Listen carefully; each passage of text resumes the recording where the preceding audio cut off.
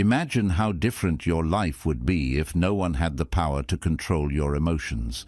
Not a rude stranger, not a critical boss, not even the person who knows exactly how to push your buttons. Imagine the peace of staying calm while the world around you spirals into chaos. As the Buddha once said, holding on to anger is like drinking poison and expecting the other person to die. Yet, most of us sip that poison daily, reacting impulsively, regretting instantly. Whether it's a heated argument with a loved one, a frustrating day at work, or just feeling overwhelmed by life. We often lose control, not because we're weak, but because we've never been taught how to harness the power of true inner calm. What if there was a way to master your reactions, to remain grounded no matter the storm? What if you could break free from the emotional triggers that manipulate your peace? In this video, you'll discover 7 profound Buddhist principles that can fundamentally change how you respond to life's pressures. These aren't just ancient teachings, they are practical, life-changing tools that can help you stay calm, composed, and unshakable. And if you take away anything from this video, let it be this. Mastering your reactions is the key to mastering your life.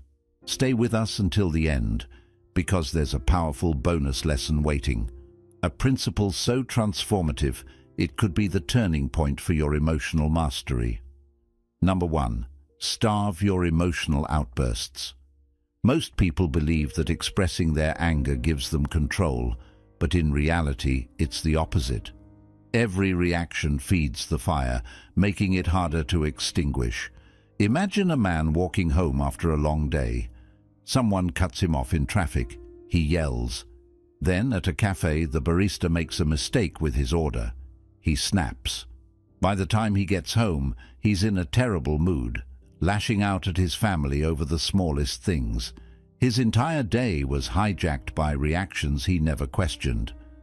Now ask yourself, was he in control or was he controlled? Buddhist wisdom teaches that anger is not something to fight, but something to starve. Like a flame, it only survives when given fuel. When you stop feeding it, it fades. But most people do the opposite. They argue, justify, replay scenarios in their minds, pouring gasoline on the fire. True power lies in doing nothing. Imagine standing in front of someone yelling at you. Instead of retaliating, you pause, you breathe, you watch their words, like leaves floating down a stream.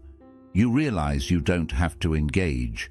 In that moment, their power over you dissolves. Here's a mental exercise. The next time someone provokes you, visualize their words as sparks. If you react, you ignite a wildfire. If you stay still, the fire dies before it even begins. This isn't weakness, it's the ultimate form of strength. Monks train for years in this skill, but you don't need a monastery to master it. You just need 1 second, 1 deep breath before responding, 1 conscious choice to observe instead of react. Think about your own life. How many times has a single moment of anger led to hours, even days of regret? A heated argument with a loved one, a confrontation at work, or a careless outburst online, only to be followed by guilt and self-reproach. What happens when you stop feeding your anger with attention and reaction? The answer will change the way you see emotions forever. Now, here's the twist. Most people assume that mastering emotions means suppressing them, but suppression is just resistance in disguise, and resistance only creates suffering. The real shift happens when you make emotions irrelevant. When anger arises, see it, acknowledge it, and let it pass like a cloud in the sky. No attachment, no fuel, just awareness. Imagine being unshakable, so grounded that no insult, no provocation, no external chaos can disturb your peace. The great Zen master once said, "Feelings come and go like clouds in a windy sky. Conscious breathing is my anchor." This is the secret. By becoming the observer of your emotions rather than their slave, you transform into an unmovable force. The strongest person in the room is never the loudest. The strongest person is the one who doesn't need to react at all. The next time you feel anger rising, do nothing. Take a breath, watch it dissolve, let the fire starve, and in that stillness you'll discover a power most people will never know, the power of being untouchable. 2. Who's controlling your reactions? Most people go through life unaware that their emotions are being controlled by invisible strings. They think they are making conscious choices, but in reality they are simply reacting to triggers, like puppets being pulled by unseen forces. Imagine a man driving to work. Another driver cuts him off, and without a second thought, he slams his hand on the horn, yelling obscenities. His entire mood changes. At work, he's irritable, snapping at his colleagues. By the time he gets home, he's exhausted from the weight of emotions he never chose. But here's the truth. He was never in control. His triggers were. Buddhist wisdom reveals that every time you get emotionally triggered, you are surrendering your power to something external. You are allowing situations, people, and even fleeting thoughts to dictate your internal state. But it doesn't have to be this way. The moment you become aware of the emotional strings pulling at you, you begin to loosen their grip. Imagine walking into a room where someone mocks you. Instead of instantly reacting with defensiveness or anger, you catch yourself. You pause. You observe the urge rising, but do not indulge it. In that space, you reclaim your autonomy. You choose how you respond, calmly and consciously, rather than being driven by impulse. Here's a practical shift. The next time you feel triggered, ask yourself, am I choosing this reaction, or is my conditioning choosing it for me? You'll be surprised by how often the answer is the latter. Most of your reactions are not conscious decisions. They are pre-programmed habits based on years of conditioning. Childhood experiences, social influences, and unresolved wounds shape your emotional reflexes. But when you step back and observe the pattern, you create distance between yourself and the reaction. And in that distance, you find power. Think about it. Who or what has the power to make you angry, anxious, or impatient? Is it the rude cashier, the critical colleague, or the disapproving parent? The truth is, they don't have the power. You give it to them by reacting. When you stop reacting, you take back what was always yours. Your peace of mind. No one can disturb you without your consent. Here's the twist. The moment you recognize the strings, they lose their grip. When you realize that the anger, stress, or irritation surging within you is simply a conditioned response, it becomes less personal. You see it for what it is, an old mental habit, not an unchangeable reality. And with that realization, you hold the scissors. You cut the strings. Imagine the freedom of being untouchable. No insult, no judgment, no external provocation could sway your inner calm. You would walk through the storms of life with unshakable composure. As the Buddha once said, you will not be punished for your anger. You will be punished by your anger. The punishment is the suffering you create for yourself. But when you sever the strings of reactivity, you liberate yourself from that suffering. So the next time someone or something tempts you to overreact, breathe. Ask yourself, am I holding the strings, or is someone else? Then, without hesitation, take the scissors and set yourself free. 3. Hosting emotions without becoming them. Most people make the mistake of believing that their emotions define them. They say, I am angry or I am anxious, as though these feelings are part of their identity. But in reality, emotions are only temporary visitors. They come and go like passing clouds. The problem is, you mistake them for permanent residents.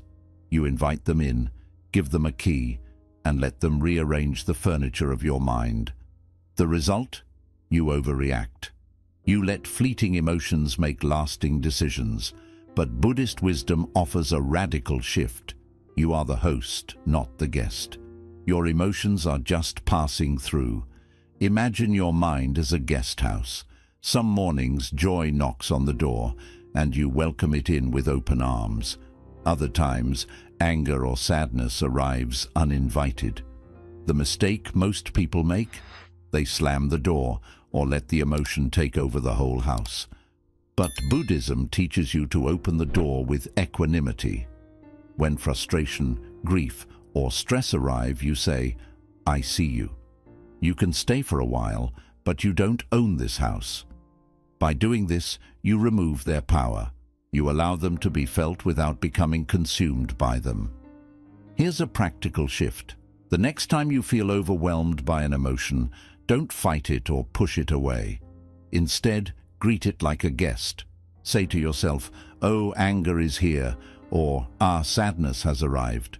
By naming it, you create distance. You become the observer, not the prisoner.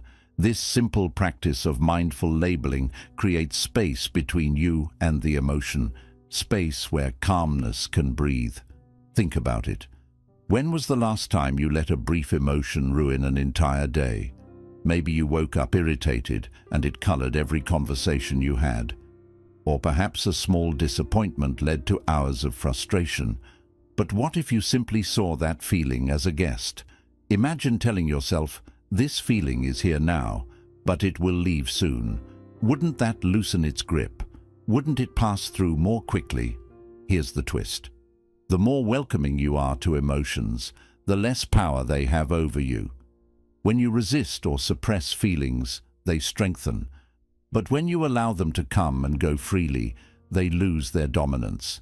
It's like opening the windows in a house. The fresh air dissipates the stale energy. You remain unchanged no matter what passes through. Now picture the freedom of living this way. When someone criticizes you, you feel a sting of defensiveness, but you let it sit like a visitor. When frustration rises during a stressful day, you acknowledge it without giving it authority. You neither indulge nor deny it.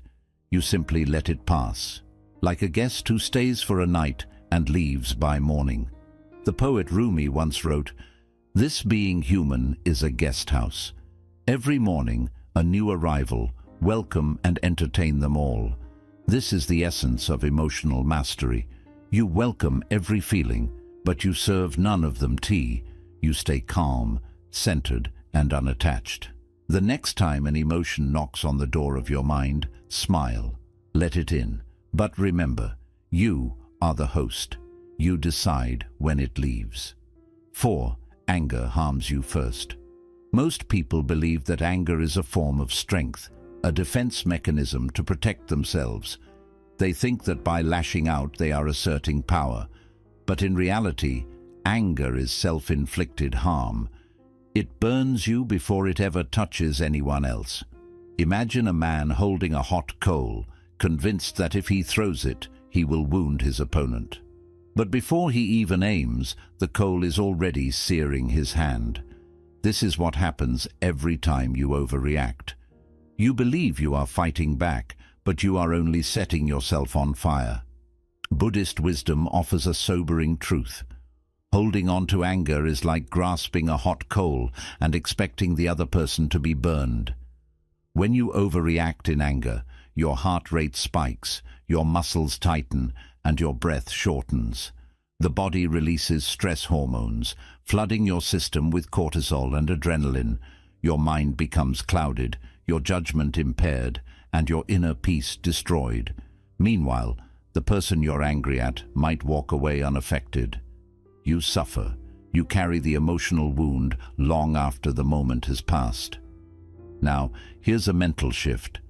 The next time you feel anger rising, pause and ask yourself, who is this hurting more, me or them? You'll realize that you're holding the burning coal, not them. Every angry thought, every grudge, and every uncontrolled reaction is another ember scorching your mind. Imagine getting into a heated argument with a loved one. Your words become sharp, your tone harsh. Even if you win the argument, you lose something far greater, your inner stability. Hours later, you're still fuming, your hands shake, your stomach is tense. But the person you argued with, they've already moved on. You're the one still holding the coal. Think about it. Would you willingly stab yourself just to prove a point? Of course not. Yet every time you overreact, you do just that. You sacrifice your own peace of mind for the illusion of power. But true strength is not in the outburst, it is in the stillness. The one who stays calm always wins, not over others, but over themselves. They walk away with their dignity intact, their energy preserved, and their peace unshaken. Here's the twist. When you refuse to overreact, you disarm the person trying to provoke you. Their words lose weight. Their attempts to control your emotions fail. Imagine someone insulting you, expecting you to lash out. Instead, you look at them calmly and say nothing. In that moment, you strip them of their power. Your stillness becomes your shield. Your self-restraint becomes your sword. The Buddha once said, "You will not be punished for your anger. You will be punished by your anger." Let that sink in. When you overreact, you are the one who pays the price. Your mind becomes agitated, your body stressed, and your soul weary. But when you remain calm, you remain untouchable. The next time someone or something triggers you, pause. Take a breath. Ask yourself, is this worth burning myself for? And then, with unwavering grace, let the coal fall from your hand, mastering chaos without losing your center. Most people live at the mercy of external chaos. When life becomes turbulent, they become turbulent too. When the storm rages around them, they let it rage within them. But imagine a hurricane. The winds tear through everything in their path, trees bending, buildings trembling. Yet at the center of this chaos, there is an I, a perfectly still, serene space. No matter how violently the storm howls, the I remains undisturbed. This is what Buddhist wisdom teaches. You can't stop the chaos of life, but you can remain the I of the storm. When you overreact to difficult situations, you are pulled out of your center. You get caught in the whirlwind of emotions, frustration, impatience, fear. You lash out, you spiral. You let the storm outside create a storm inside. But the key to emotional mastery is staying anchored in your inner stillness, no matter how forceful the winds become. Imagine being in a crowded airport when your flight gets cancelled. People are shouting at the airline staff. Tension rises. But you breathe deeply and remain calm. You don't join the storm. You watch it from the center, detached yet aware. Here's a practical shift. The next time chaos surrounds you, silently say to yourself, "I am the eye of the storm. The world moves, but I remain steady." This mantra becomes your anchor. You may still feel the winds of frustration tugging at you, but you won't be carried away. You will stand firm in your calmness, observing the storm without becoming part of it. This is the art of mastering chaos without losing your center. Think about it. When was the last time you let external circumstances steal your peace? Maybe it was a traffic jam, a missed deadline, or a disrespectful comment. You let the situation invade your inner space, turning a temporary inconvenience into hours of stress. But what if you could remain untouched? What if the storm outside didn't have to create a storm inside? Here's the twist. You can't stop the wind, but you can stop yourself from being blown away. You can't control how others act, but you can control how you respond. The angrier they get, the calmer you become. The more chaotic the world, the more grounded you remain. This is the essence of emotional freedom. To remain still while everything else spins. Imagine walking through life with this unshakable presence. When others lose their temper, you hold yours. When challenges pile up, you stay composed. When people provoke you, you respond with serene detachment. You become untouchable, not by hardening yourself, but by softening into stillness. The great Zen master once said, "The wave does not need to stop to be calm. It simply needs to recognize it is the ocean." You are not the wave of fleeting emotions. You are the vast, steady ocean beneath. So, the next time you face turmoil, visualize yourself as the eye of the storm. Let the winds howl, let the waves crash, let the world shake. And as it does, stand calmly in your center, unmoved. Because the world will always have storms, but you can choose to remain still. 6. Don't let small things overflow you. Most people overreact not because their problems are massive, but because their inner world is too small. When your mind is like a tiny cup, even a single drop of negativity clouds it completely. A minor inconvenience, a delayed meeting, a rude comment, or a careless driver overflows you with frustration. But Buddhist wisdom reveals a powerful truth. The problem isn't the drop of ink, it's the size of your water. When your inner world is vast, even the darkest ink dissolves into nothingness. Imagine holding a small glass of water. If you add a few drops of ink, the entire glass turns murky. But now, imagine standing by the shore of a massive, serene lake. You pour in an entire bottle of ink, and nothing changes. The water remains clear and undisturbed.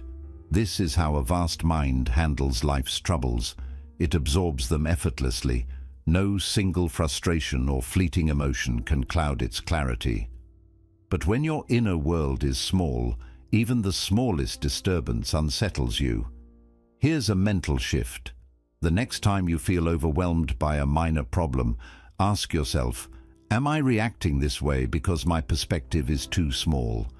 Maybe someone cuts you off in traffic and you find yourself enraged. Is it truly the car that upsets you? Or is it the accumulation of unprocessed frustrations weighing on your mind? When you carry unresolved stress, even a small trigger feels heavy. But when your mind is spacious, these little incidents simply pass through. Think about it. If your mind were an ocean instead of a cup, would this problem even matter? Would one snarky comment ruin your day? Would a delayed email be worth your peace of mind? Of course not. When you expand your perspective, small frustrations lose their power. You see them for what they are, temporary and insignificant. Like a breeze passing over the surface of a vast sea, they leave no trace. Here's the twist. You don't need fewer problems. You need a larger mind. You need to cultivate inner vastness. How? Through stillness, through mindfulness, through detachment. When you regularly meditate or sit in silence, you expand the space between yourself and your reactions.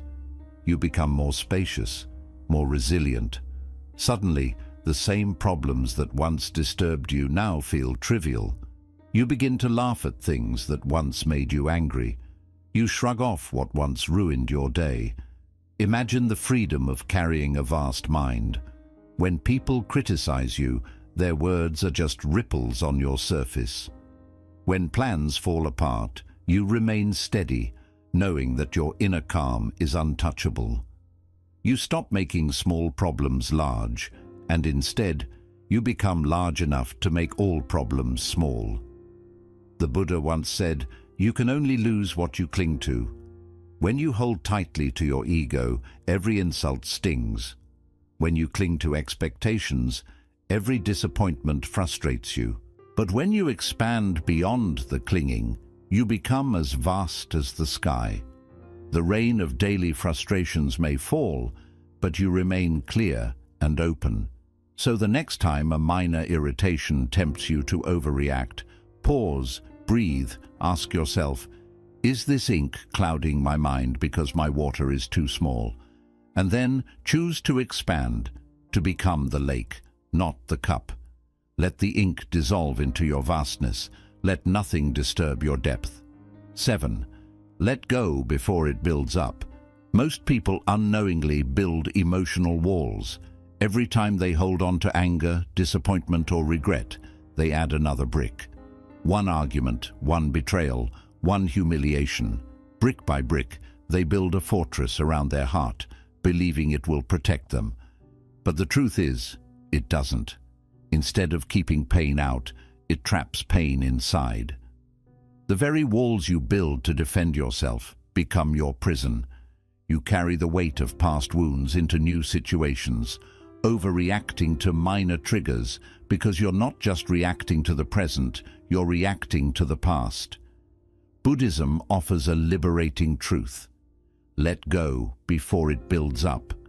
Don't hold on to anger, don't store resentment. Instead of stacking bricks, create bridges. Let emotions pass through you rather than hardening into you. Imagine two people arguing.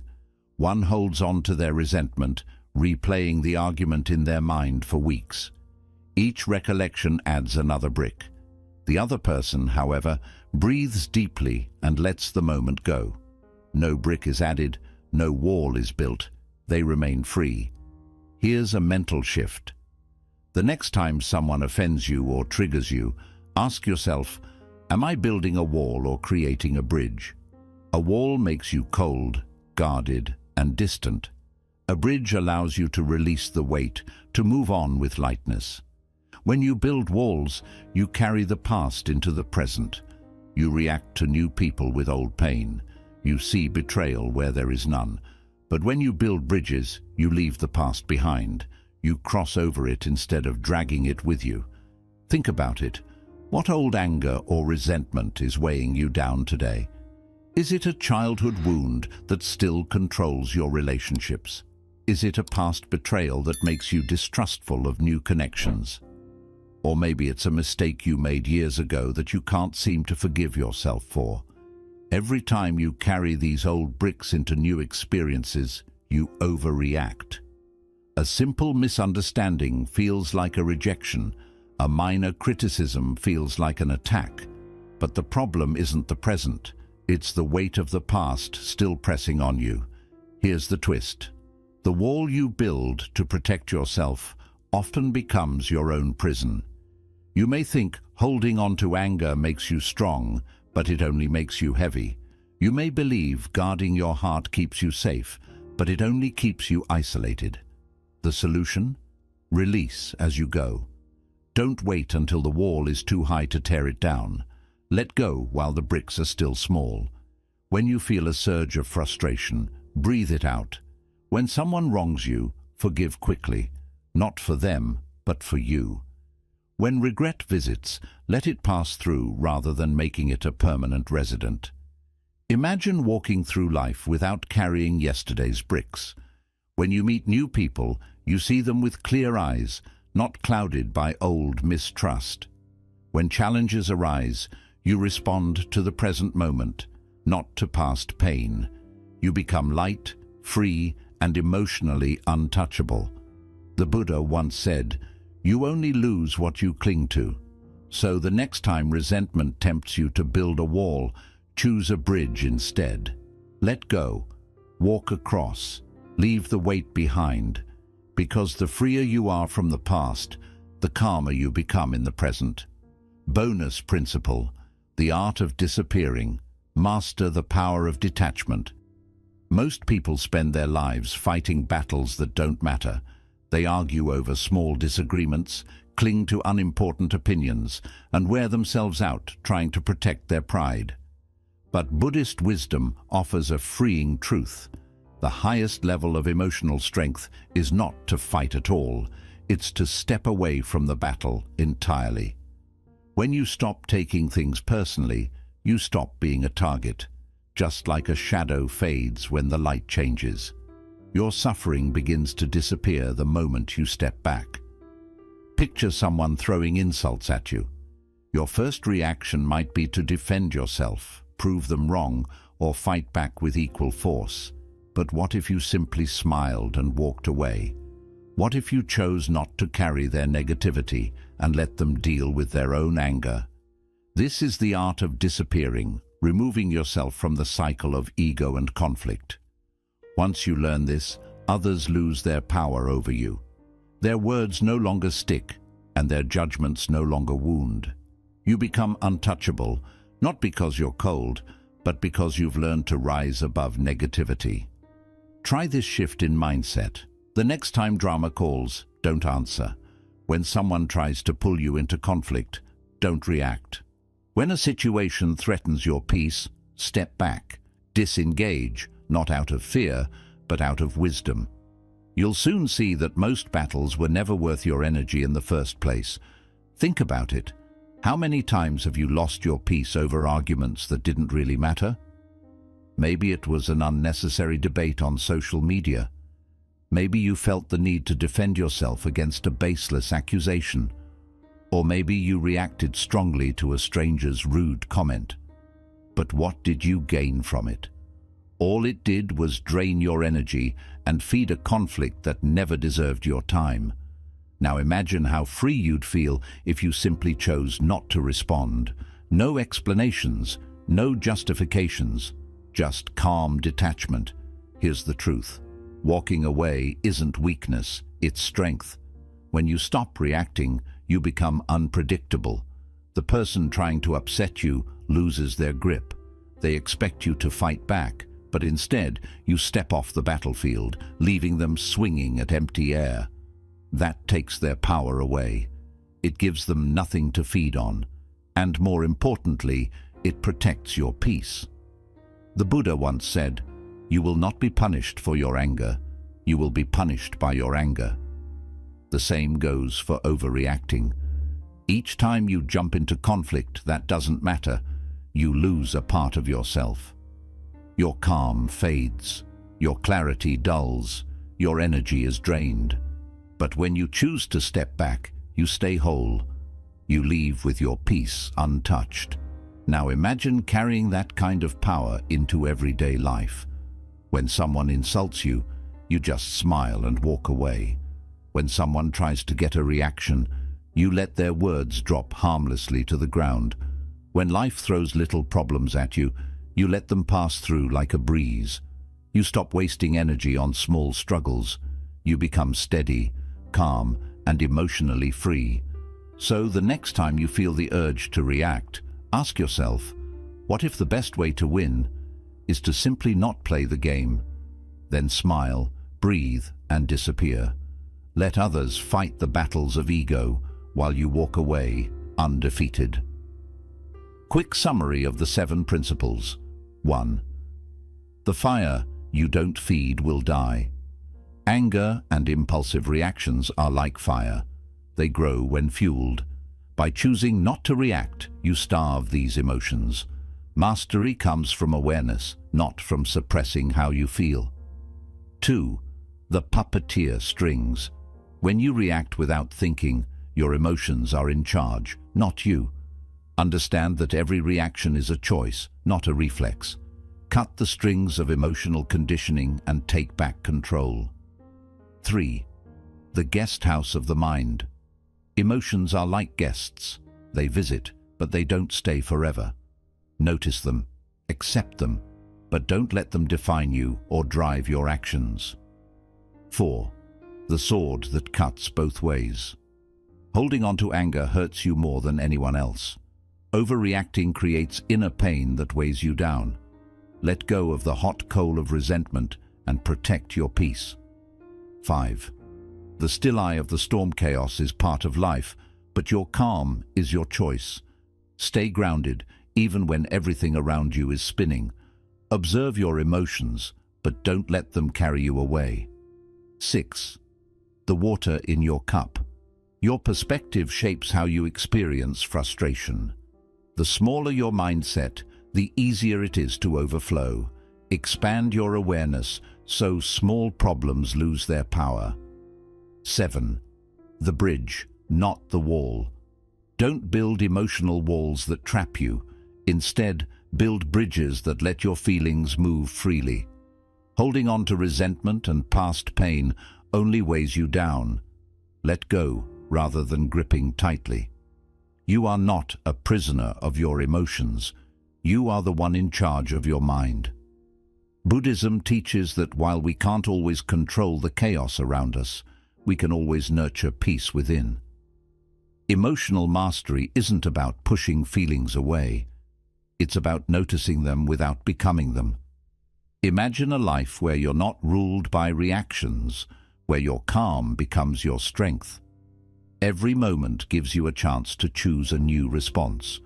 When someone tests your patience or stirs your anger, see it as a mirror showing your inner state. Instead of resisting or reacting, take a breath.